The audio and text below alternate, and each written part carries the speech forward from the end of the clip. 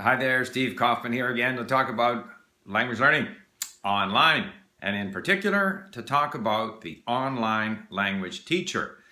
I think this is a rapidly growing phenomenon. More and more independent teachers of many different languages are either setting up their own shop, whereby they teach online via Skype or similar, video exchange systems, but Skype is probably the most popular. So these people either are independent or they are involved in websites that group these teachers and offer them to learners, such as italki, which is the one that I have used. And while we offer native language tutoring at Link, in many languages we don't have tutors, and I think that we need to do a better job with how we offer the opportunity for our members to interact with native speaking tutors. But leaving that aside, recently in Polish, in Ukrainian, in Greek now, I have gone to italki. So I want to talk a little bit about the experience, my experience. I have also taught English via Skype. What do I think are the prerequisites or the ideal conditions, or how should the online language teacher best help the learner? Now, I talk, of course, from my perspective, the way I like to learn. So, I think, what are the goals of the online language teacher? To me, I think the number one objective is to be encouraging to the learner. That's the absolute most important thing, because most of the learning is not done during the lesson. Most of the learning is done outside the lesson, reading or listening or otherwise trying to engage with people in the language. Remember, it's your attitude and it's the time you spend that's going to determine your success in language learning. So if the teacher, the online language teacher, can encourage, create a positive attitude, make the learner want to come back to you as a teacher, or make the learner want to spend more time with the language, that's the number one goal, to encourage the learner. The second most important goal is to give the learner a chance to speak, because we have ample opportunity to listen. I listen an hour a day while doing other chores, washing dishes, driving the car, exercising, and I can read, but I don't have much opportunity to speak. Some teachers think that it's their job to do a lot of speaking. I think that is not so useful. So a good online language teacher has to know how to bring out the learner. What is the learner interested in? Ask the learner questions to encourage the learner to speak. And the teacher should not speak very much.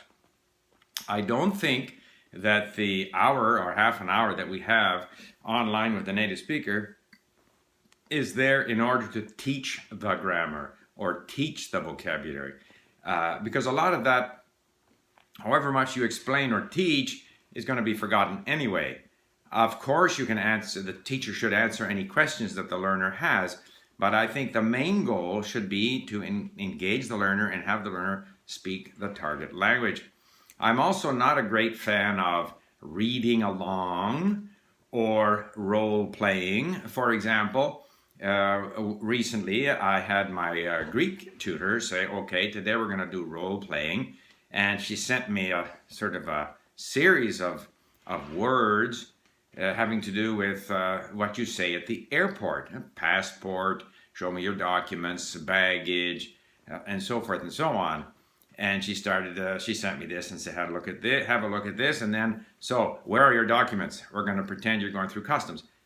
I said, no, thank you. I'm not going to do that. I want to talk about things that are meaningful to me. In fact, I'm not now going through customs, so I don't want to pretend that I'm going through customs.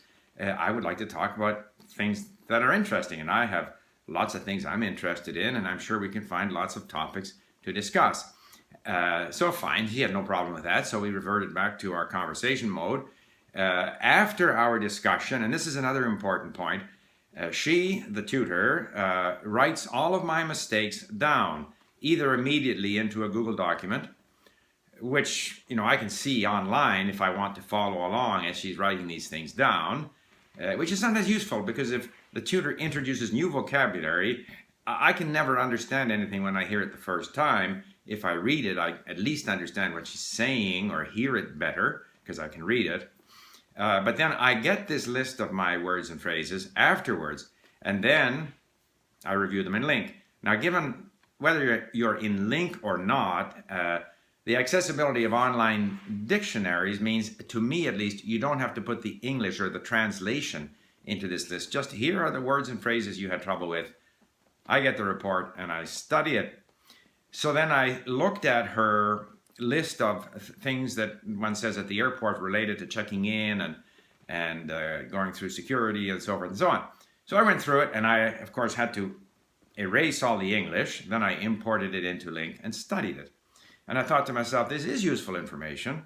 It would be even better if she could record it, which I told her, and she said, yeah, that'd be great, I can do that. And it occurred to me, too, that even better with this information, if she could make some kind of repetitive story, or even a bunch of sentences where the vocabulary repeats and she records it, this again gives me an opportunity to review this content, reading and then listening more than once, especially if the vocabulary repeats. So again, the idea here is that the tutor, the online tutor, is someone who should be encouraging the learner to learn, maybe providing learning content that the learner can review afterwards,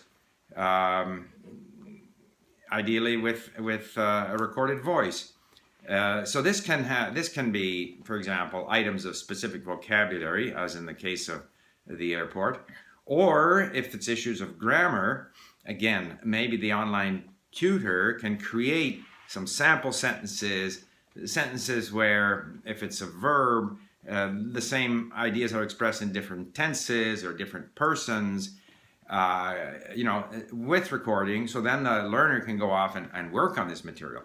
All of this then leads to the idea that the exchange with the online tutor is this opportunity for the learner to speak, for the learner to get stimulated. It becomes, certainly in my case, sort of a milestone. I want to improve for my next engagement. For me, typically 3-4 times a week, an hour each time, is ample. In fact, if it weren't for the fact that I'm going to Crete in a month and a half from now, I would speak even less, because I find that I have to engage with the language through reading and listening, and then if I have a few opportunities a week to speak, that serves the purpose. I don't think you learn just through speaking. At a later stage, when I'm better, of course, I eventually need to speak a lot. But if you speak 3-4 hours a day online with an online tutor, that can become quite expensive. I am hoping that I'll reach a level where when I'm in Crete, and this is maybe a bit unrealistic, I can sit around with some locals, drink a bit of ouzo, and speak Greek for 3-4 hours. That would be really meaningful. This is what I was able to do when I went to Prague for my Czech, or then I went to Lviv for my Ukrainian, and I had the opportunity for a lot of face-to-face conversation, and there you really develop that fluency through using the language a lot. The difficulty on Skype is that it's, you're paying for an hour or whatever it is. The connection often is not ideal, so it's more difficult to clearly hear what the person is saying. So I think the online tutor, therefore, has to be realistic in terms of what can be achieved. Aim at encouraging. For example, if the online tutor doesn't quite hear what the learner is saying, or if the learner totally mispronounces a word or doesn't say the word correctly, the worst thing the online tutor can do is sort of go, huh? And I get that sometimes. Sorry, I didn't say it correctly. Instead, the tutor has to find some way of indicating that he or she didn't understand and try to get the learner to say it again, or if he or she can't, make an effort to try to understand what the person is saying from the context and start to use some of that vocabulary. Because, to summarize then, number one goal is to encourage the learner so that the learner leaves the online lesson more motivated to learn, not less. And second of all, to get that person to speak. And then, however badly the person did or thinks they did, to then encourage them and tell them how well they did. Again, with the intention of getting them to spend more time with the language and come back again. So there you have it, a quick rant on the role of the online language tutor. If you like these videos, please subscribe. Bye for now.